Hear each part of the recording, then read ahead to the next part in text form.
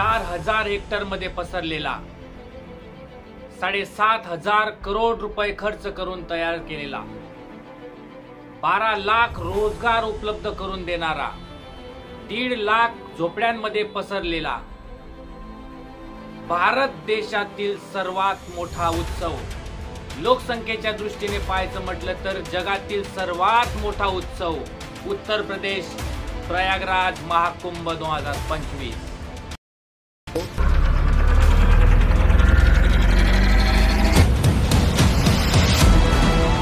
एखाद्या शहराच्या विकासावर 7500 कोटी रुपये खर्च करून त्या राज्याची अर्थव्यवस्था 3.5 लाख कोटी रुपयांनी वाढते असे कधीच घडत नाही।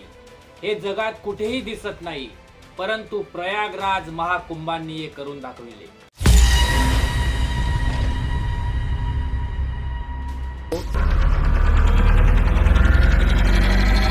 आर्थिक तज्ञांचा अंदाज असाही आहे की महाकुंभाला आलेल्या 66 कोटी भाविकांनी सरासरी 5000 रुपये खर्च केले, जे एकूण अंदाजे 3.5 लाख कोटी रुपये होतात। अंदाजानुसार महाकुंभादरम्यान भाविकांनी वाहतुकीवर 1.5 लाख कोटी रुपये खर्च केले, त्याचप्रमाणे अन्नावर 33,000 कोटी रुपये खर्च केलेले आहेत। तसेच हॉटेल उद्योगाने 40,000 कोटींचा व्यवसाय केला। महाकुंभातून हॉटेल उद्योगाला सर्वाधिक उत्पन्न मिळाले। प्रयागराज मध्ये 200हून अधिक हॉटेल्स, 204 अतिथीगृह आणि 90हून अधिक धर्मशाळा आहेत। 50,000हून अधिक लोकांनी त्यांच्या घराचे होम स्टे मध्ये रूपांतर केले। कॉन्फेडरेशन ऑफ ऑल इंडिया ट्रेड्सचे अध्यक्ष महेंद्र गोयल म्हणतात की या महाकुंभात ज्या हॉटेलच्या खोल्या 3000 रुपये किमतीच्या होत्या त्या 15,000 रुपयांपर्यंत विकल्या गेल्या। स्टेशन जवळ ज्या खोल्या 400 ते 500 रुपयांना दिल्या जात होत्या त्या यावेळी 4000 ते 5000 रुपयांना देण्यात आल्या।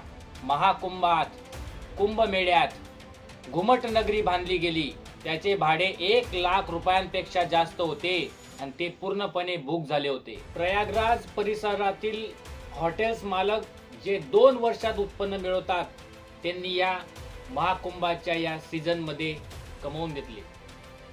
टोल प्लाझाला 300 कोटी रुपये मिळाले। प्रयागराजला जाण्यासाठी एकूण 7 मार्ग आहेत, प्रत्येक मार्गावर टोल प्लाझा आहे। खासगी वाहनांनी महाकुंभात आलेले सर्वजण टोल भरून आले होते। महाकुंभादरम्यान प्रयागराज मिर्जापूर रस्त्यावरील विंध्याचल येथील टोल प्लाझावरून सुमारे 70 लाख वाहने गेली। यातून टोल प्लाझाने 50 कोटी रुपयांचे उत्पन्न मिळवले। त्याचप्रमाणे प्रयागराज रेवा, प्रयागराज चित्रकूट, प्रयागराज कानपूर, प्रयागराज लखनौ मार्गावर टोल प्लाझा आहेत। या सर्व टोल प्लाझांतून भरघोस असे उत्पन्न महाकुंभाच्या दरम्यान कमवले गेले। लखनौ प्रयागराज रस्त्यावर 3 टोल प्लाझा आहेत। एका कार मालकाला सुमारे 350 रुपये द्यावे लागतात। एकूण आकडेवारी जोडली तर दिसून आले की केवळ टोल प्लाझा कडून सुमारे 300 कोटी रुपये मिळाले। 3 लाख कोटी रुपयांची अर्थव्यवस्था कशी?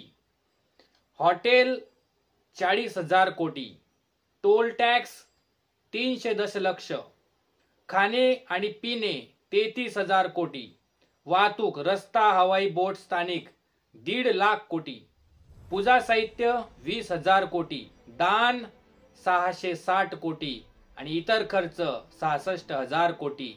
तज्ञांच्या अंदाजानुसार हा 3 लाख कोटी रुपयांची अर्थव्यवस्था एकट्या प्रयागराज महाकुंभ 2025 मध्ये पाहायला मिळते आहे।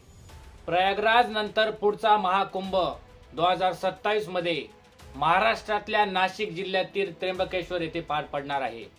त्यानंतर पुढचा महाकुंभ 2028 मध्ये उज्जैन येथे पार पडणार आहे। हिंदू संस्कृतीत साधू संतांसाठी, भक्तांसाठी अतिशय पवित्र असे स्थान या महाकुंभाचे आहे।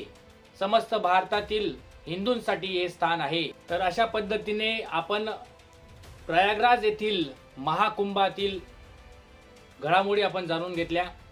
तसेच महाकुंभामुळे यूपी प्रयागराजच्या अर्थव्यवस्थेत कसा मोठा फायदा झाला हे आपण या व्हिडिओच्या माध्यमातून जाणून घेतले। मित्रांनो, जर व्हिडिओ आवडला असेल तर लाईक करा, सबस्क्राईब करा आणि व्हिडिओला जास्तीत जास्त शेअर करा। तर भेटूया पुढच्या व्हिडिओत। जय महाराष्ट्र।